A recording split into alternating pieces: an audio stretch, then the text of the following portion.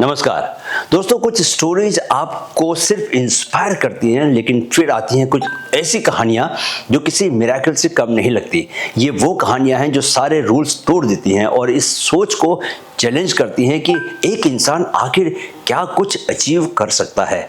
ये इस बात का सबूत है कि हमारी असली लिमिट्स फिजिकल नहीं, बल्कि वो है जो हम अपने दिमाग में बना लेते हैं। ये कहानी एक ऐसे बंदे की है जिसकी दुनिया एक झटके में बिखर गई, एक ऐसे एथलीट की जिससे उसका सबसे कीमती वेपन छीन लिया गया। उसके पास बचा था तो बस एक टूटा हुआ सपना और दो रास्ते, या तो गिव अप कर दे या फिर अपनी ही राख से उठकर एक नया इतिहास लिख दे। ये कहानी है दोस्तों एक ऐसे सीक्रेट की जिसे इतने सालों तक छुपा कर रखा गया कि जब वो दुनिया के सामने आया तो उसने न सिर्फ अपने राइवल्स को शॉक कर दिया, बल्कि अपना नाम हिस्ट्री के सबसे महानतम ओलंपिक चैंपियंस में हमेशा के लिए लिखवा दिया। दोस्तों चलो मेरे साथ इस अद्वितीय कहानी के सफर पर। साल 1948, शहर लंदन, दांव पर है Olympic gold medal. Firing line पर हंगरी का एक 38 साल का शूटर खड़ा है। नाम है कैरोली टकास। हवा में टेंशन है, उसके चारों तरफ दुनिया के बेस्ट शूटर्स हैं, सब अपने करियर के पीक पर और सब अपने डोमिनेंट हैंड का इस्तेमाल कर रहे हैं, लेकिन उसके कॉम्पिटिटर्स उसे डर से नहीं देख रहे। उनकी आंखों में पिटी और शौक, दया और हैरानी का एक मिक्सचर है। वो सब उसकी स्टोरी जानते थे। वो जानते थे कि उसका करियर तो 10 साल पहले ही खत्म हो जाना चाहिए था, लेकिन जो बात वो नहीं जानते थे दोस्तों, वो ये थी कि कैरोली के पास एक ऐसा सीक्रेट वेपन था जिसके बारे में उन्होंने सपने में भी नहीं सोचा था। चलिए अब कहानी को शुरू से सुनाता हूँ। सबसे पहले बर्बाद करने वाली वो चोट। दोस्तों उस चमत्कार को समझने के लिए हमें 10 साल पीछे जाना होगा, उस दिन जो कि असल में कहानी का एंड होना चाहिए था। 1938 में कैरोली टकास हंगेरियन आर्मी में एक सार्जेंट था और वह दुनिया के बेस्ट पिस्टल शूटर्स में से एक था। हंगरी की वर्ल्ड चैंपियनशिप टीम का स्टार होने के नाते उसका बस एक ही जुनून था, ओलंपिक गोल्ड मेडल जीतना, ओलंपिक गोल्ड मेडल जीतना। उसका रास्ता पहले ही मुश्किलों से भरा था। 1936 के बर्लिन ओलंपिक्स में उसे एक अजीब रूल की वजह से कॉम्पीट करने से रोक दिया गया, जो सिर्फ कमीशन्ड ऑफिसर्स को ही खेलने की इजाजत देता था। लेकिन कैरोली ने हार नहीं मानी। उसने अपनी नजरें 1940 के खेलों पर टिका दी और पागलों की तरह ट्रेनिंग में जुट गया। उसका दाहिना हाथ सिर्फ एक हाथ नहीं था दोस्तों, वो एक अचूक हथियार था, सक्सेस तक पहुंचने का उसका टिकट। फिर एक नॉर्मल सी मिलिट्री ड्रिल के दौरान वो हुआ जिसकी कोई कल्पना नहीं कर सकता। एक फॉल्टी ग्रेनेड सीधा उसके हाथ में फट गया। किस हाथ में? दाहिने हाथ में। धमाका इतना जबरदस्त था दोस्तों कि एक ही पल में उसका वो वर्ल्ड क्लास शूटिंग हैंड, जिस पर उसका पूरा ड्रीम, पूरा सपना टिका हुआ था, हमेशा के लिए तबाह हो गया। उसने 1 महीना हॉस्पिटल में बिताया, उस भयानक सच से जूझते हुए जो एक बुरे सपने से भी बुरा था। 1940 का ओलंपिक अब कोई दूर का सपना नहीं था, वो एक इम्पॉसिबल ख्याल बन चुका था। डॉक्टर्स ने साफ कह दिया था कि ये फिर दोबारा कभी शूटिंग नहीं कर पाएगा। उसके राइवल्स ने जब ये खबर सुनी तो मान लिया कि कैरोली अब इस रेस से हमेशा के लिए बाहर हो गया है, उसका करियर खत्म हो गया था। लेकिन हॉस्पिटल के उस बेड पर पड़े पड़े कैरोली ने एक फैसला किया दोस्तों। उसने रोने धोने से इनकार कर दिया। इसके बजाय उसने उस पर फोकस किया जो उसके पास बचा था।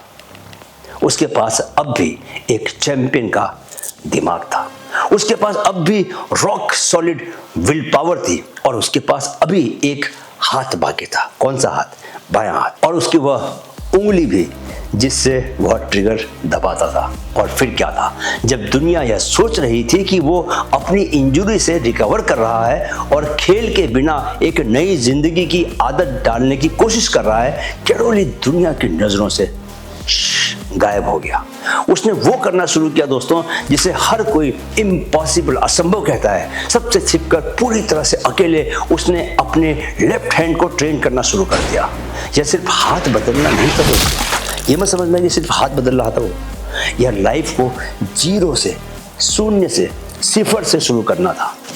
वो मसल्स, वो एक्यूरेसी और वो मास्टरी जिसे हासिल करने में उसने अपनी पूरी जिंदगी दांव पर लगा दी थी, वो सब खत्म हो चुका था।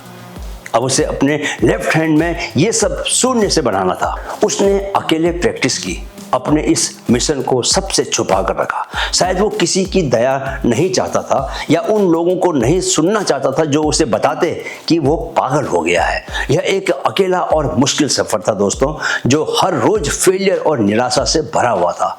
हर दिन उसके अपने ही शरीर के खिलाफ एक जंग थी, एक लड़ाई थी, इरादों का एक ऐसा टेस्ट जो किसी को भी तोड़ सकता था। लेकिन कैरोली कुछ अलग ही मिट्टी का बना था। उसका सीक्रेट वेपन सिर्फ उसका बायां हाथ नहीं था, वो थी उसकी जिद, अपनी सबसे बड़ी वीकनेस को अपनी सबसे बड़ी स्ट्रेंथ में बदलने की उसकी जिद दोस्तों।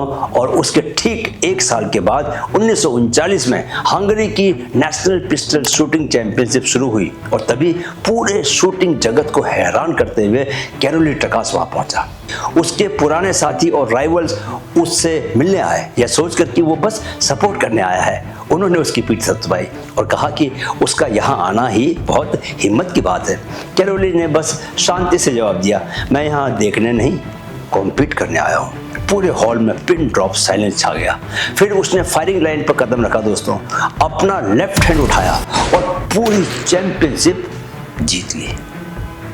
दोस्तों, जिस आदमी को सबने राइट ऑफ कर दिया था, उसने अभी अभी उस हाथ से अपना टाइटल दोबारा हासिल कर लिया था जिसे उसे कभी यूज ही नहीं करना था, बायां हाथ। सीक्रेट अब बाहर था और वो किसी की भी कल्पना से कहीं ज्यादा पावरफुल था। ओलंपिक का सपना एक बार फिर जिंदा हो चुका था। और अब आता है दोस्तों सबसे जबरदस्त सेक्शन, द लेजेंडरी विक्ट्री। जैसे ही कैरोली का सपना फिर से जागा, दुनिया पर फिर अंधेरा छा गया। वर्ल्ड वॉर 2 ने 1940 और 1944 के ओलंपिक्स कैंसिल करवा दिए।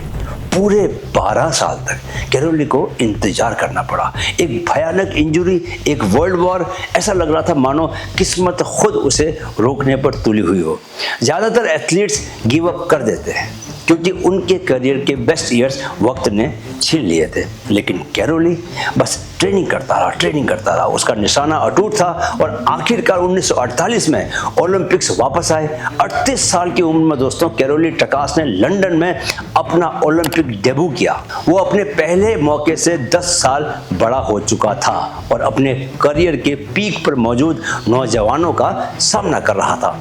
जीतने के सबसे बड़े दावेदार थे मौजूदा वर्ल्ड चैंपियन अर्जेंटीना के कार्लोस वेलेंटी। कहा जाता है कि वेलेंटी ने इवेंट से पहले कैरोली से पूछा कि वो यहाँ क्या कर रहा है। कैरोली ने बड़े कूल अंदाज में जवाब दिया, मैं यहाँ सीखने आया हूँ। इसके बाद जो हुआ वो हिस्ट्री बन गया। कैरोली ने सिर्फ कम्पीट नहीं किया दोस्तों, उसने उस इवेंट पर राज किया, रूल किया। अपने लेफ्ट हैंड की स्टडी और फ्लोलेस शूटिंग से उसने वहां मौजूद हर एक शूटर को हरा दिया। उसने गोल्ड मेडल जीता और साथ में एक नया वर्ल्ड रिकॉर्ड भी बना डाला। वो वन हैंडेड मैन जिसे दुनिया ने रिटायर्ड मान लिया था, अब दुनिया का बेस्टेस्ट शूटर था। जब वेलेंटी सिल्वर मेडल लेने के लिए पोडियम पर उसके बगल में खड़े हुए दोस्तों, तो उन्होंने कैरोली की ओर मुस्कुराकर कहा, सर आप तो काफी कुछ सीख गए। लेकिन कहानी यहीं खत्म नहीं होती दोस्तों। 4 साल के बाद 1952 के हेलसिंकी ओलंपिक्स में कैरोली अपना टाइटल डिफेंड करने के लिए वापस लौटे। अब वो 42 साल के थे। एक बार फिर उन्होंने लाइन पर कदम रखा, एक बार फिर उन्होंने दुनिया के बेस्ट शूटर्स का सामना किया और एक बार फिर वो जीते।